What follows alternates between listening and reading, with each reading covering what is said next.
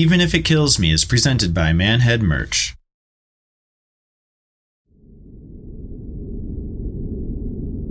There's this gap on the path to stardom, and it reminds me of the event horizon of a black hole. I'll explain. If you suddenly found yourself on the very edge of a black hole, that exact moment you get stuck in its gravity and you're unable to escape, you get pulled apart one atom at a time as you get stretched into a single point somewhere off in infinity. And if for some reason we had a camera on the edge of the black hole and you could see this happening, that person would just blip out of existence. And that's the gap on the path to stardom. Some people get stuck forever on tour, driving towards that horizon, and some people just blip into it overnight. The very first band that we toured with was also the first band to show signs of things to come. It was a small tour. My brain's telling me it was only 6 shows and perhaps a total of 7 or 8 days. Even within that short time, I sensed bigger things for the other band. There was a gap forming between the two bands, even from the start. They should have kicked it in high gear right then and there. Sensing the headliners moving beyond them on that tour should have sent chills down their spine. It didn't. I remember assuming that the other band was starting out better because they were from Long Island. You know, instead of looking at what they were doing and learning from it, we just chalked it on up into a lose column we didn't even know we were keeping track of yet. Each one of the guys in the band took this way differently. Ryan, the most optimistic among us, didn't take notice. I don't think I thought about stuff like that back then. I just was going for it and going with it and not really thinking too much into it.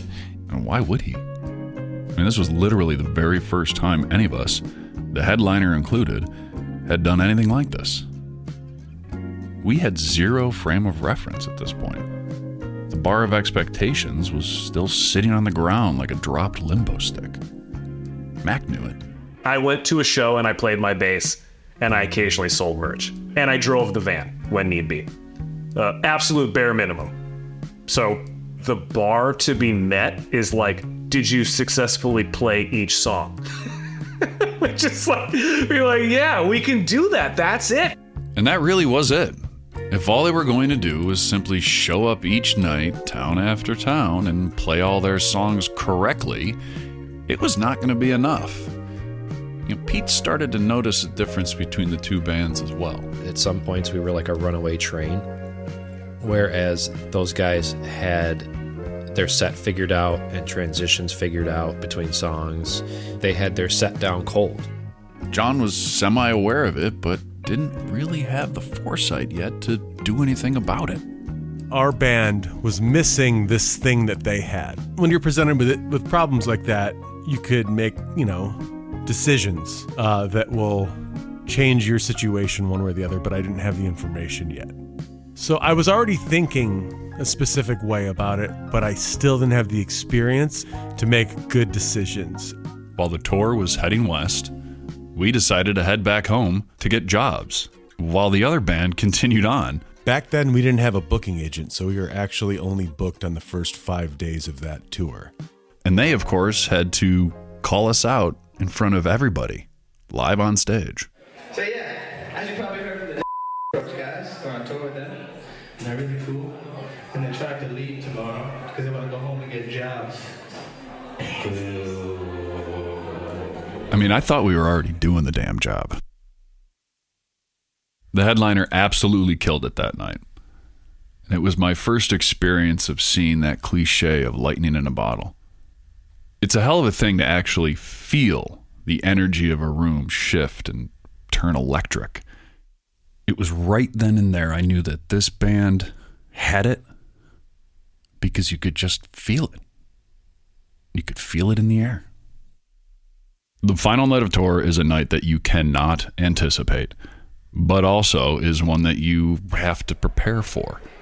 Wait a sec. Otherwise, things can get messy. I can't finish this beer quick enough. and I have to keep drinking and drinking. And while in a Midwestern college town, the only thing you really can do is to just keep drinking and drinking. Especially if you had just rolled your ankle in a parking lot while playing Frisbee, which is exactly what Mac had just done. And of course, walking now became a huge struggle for him.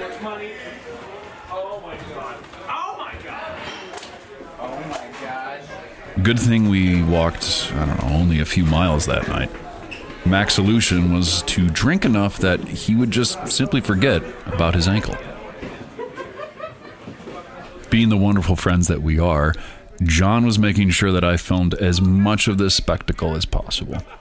Oh my god. Stop saving me! You look homeless. You look like a homeless freak. I'm more drunk now and it makes it worse to try and get my balance going. My right leg feels so tired right now. And this entire spectacle was 20 people. When you're rolling with 20 people, there is this certain invincibility that comes along with what you're doing. You really can get away with anything. Well, almost anything.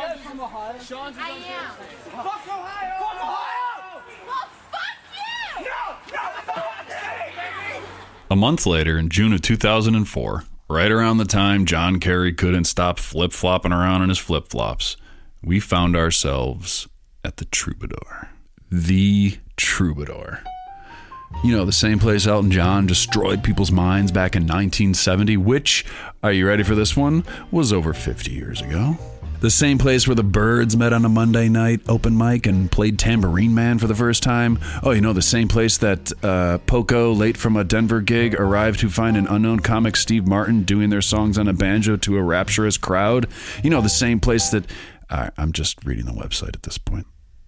It was also the same place your humble narrator managed to film inside of nonstop the entire day and night without any of the staff noticing, only to later find out that filming is 1,000% not allowed inside that place at all.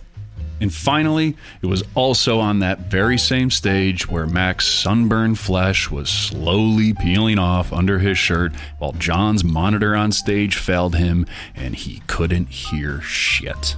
That was a hard show. I mean, Mac was sunburned to hell. Like, he was basically in hell. He was so sunburned. Oh god!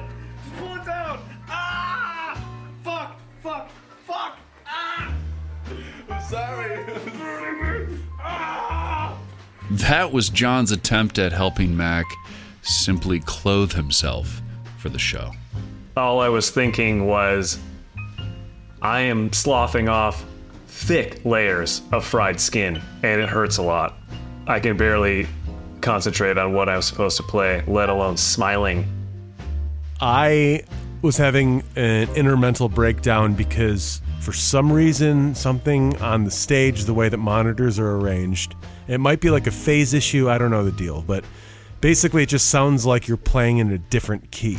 So then you try to go in and sing, and it sounds like you're like a third down from the real place where you're supposed to be, and you just like can't get back on track. And you're like, what the fuck? What key is this in? Like, what does this sound like? What does music sound like? I mean, we couldn't have looked more out of place and stupid if we tried. And that was basically happening to me the entire show. We're a real band, we have a real record coming out, and the entire label is there. You would think that if anyone had bet on us at that point, they would have been like, this is not a good look. I'm sure Ryan and Pete were like, yeah, this is fucking great, guys. Because they're in a different universe. I didn't think it was bad. Yeah, I mean, that show was amazing. The place just has like an aura about it. Like it's the Troubadour. There was this blink and miss it moment I captured that night between John and the tour manager of one of the other bands we were on the road with. This guy had been doing it for a while. They're discussing the end of tour and, what are you going to do next, which becomes a staple of small talk at the end of every tour. John responds to what's next with a quick, we're done, we can take it easy. The other tour manager looks blankly at John for a drunken split second and says, it's never done. He was on the other side of the event horizon, stuck inside the fame gap, forever on tour. living a life much less glamorous than people imagine. And our greenhorn, naive, 20-year-old know-it-all egos had no idea what we were looking at. Later that night, the band he was working for was self-destructing on the sidewalk. And oddly enough, this all unfolded at the exact same moment someone dragging a life-size cross walked past the trooper.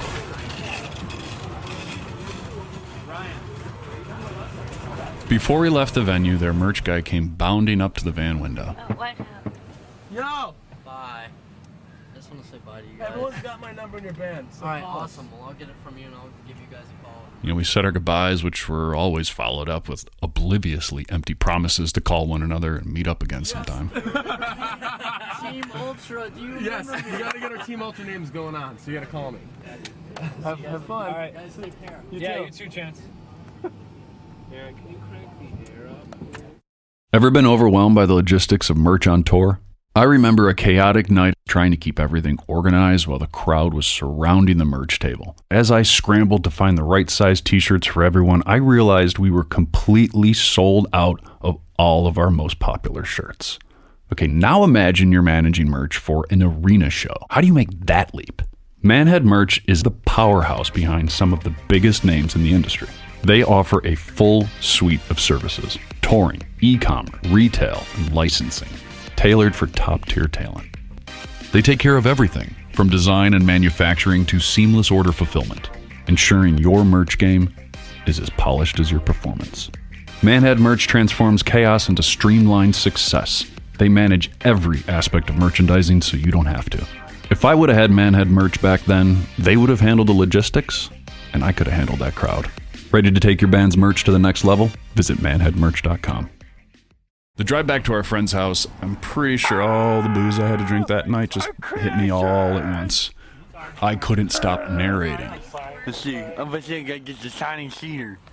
Get it. There it is. You know our boxers stayed at See, it says Chinese. That's the Chinese theater right there. That's where all the stuff happens. All the famous movie stars go there and they watch their own movies there. And they rent out the building and they go and they sing out with their parents and their families and they go and they watch their movies. And they go and they discuss their movies and they have cheese and crackers at the end of movies. And it's very entertaining. I can't go there because I am not a movie star. I was a kid in a candy store, drunk on Hollywood and spirits. The drinking and what have you kept right on going that night once we got to our friend's house, because despite their performance at one of the most famous venues in all of rock and roll history not really going as planned, nobody gave a shit. I mean, looking back across that entire tour, how could we not celebrate?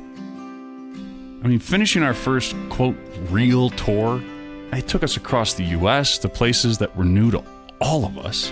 And the headliner was a band that was well established and known to all of us.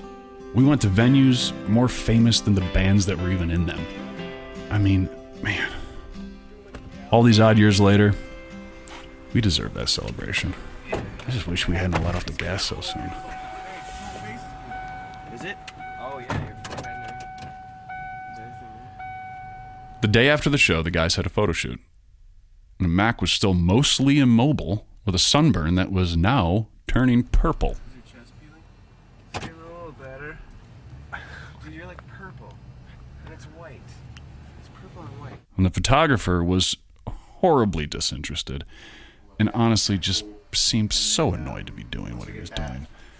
Just another lost soul stuck inside the fame gap. And this is all like really, it'll be 5 minutes. So the cops don't show up. We had nothing but time on our hands now. And the guys had already recorded album number 1. It was mixed, mastered, and just waiting for its release date to arrive.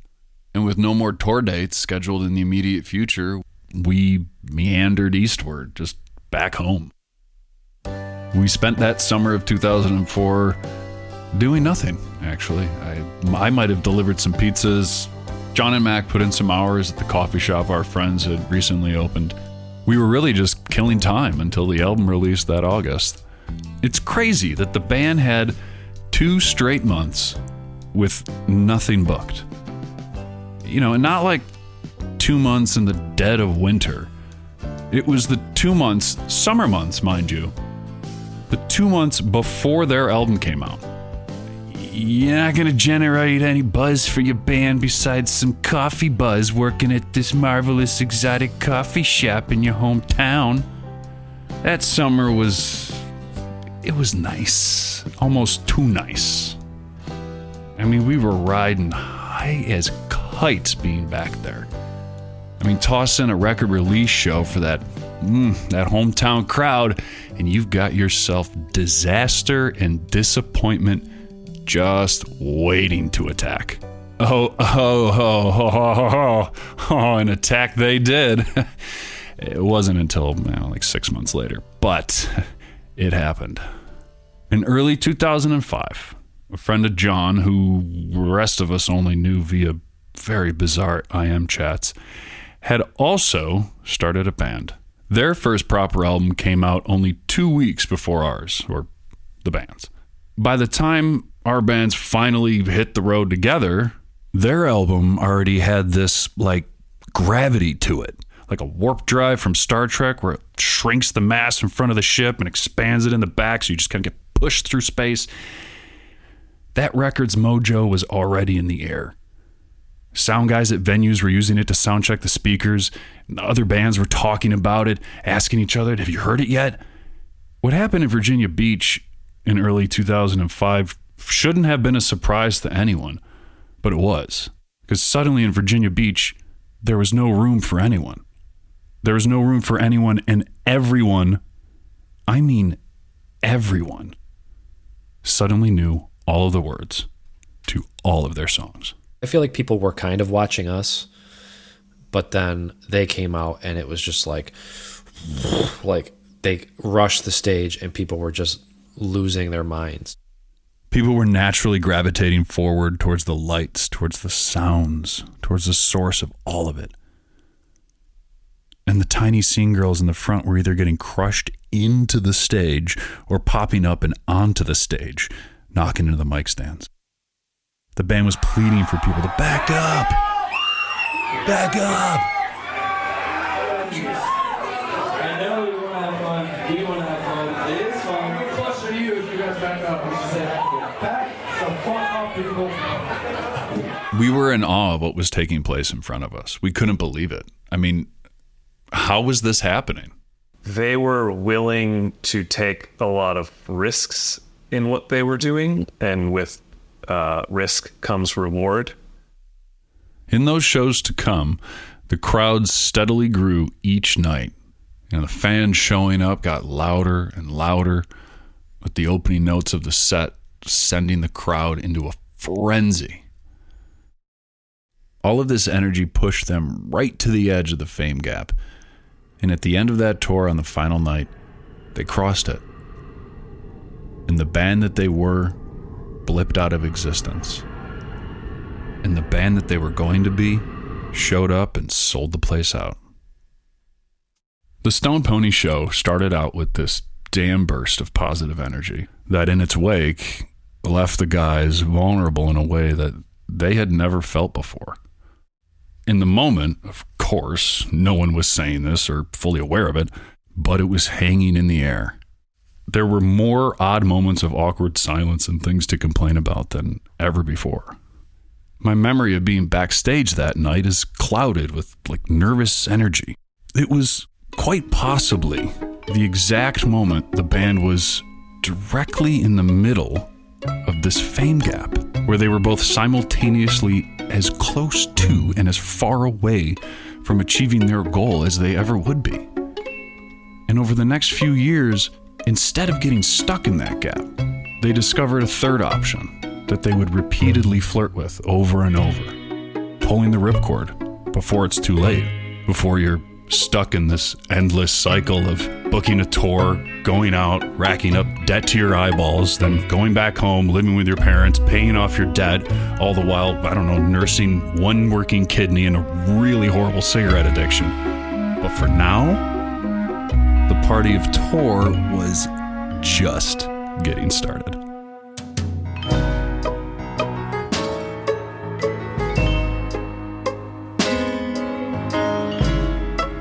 Even If It Kills Me is a FANG Workshop production. Written and narrated by me, Aaron Joy. Produced by John Lullo and Brendan Walter. Featuring original music by Alex Dezen and original theme song by Matt McGinley.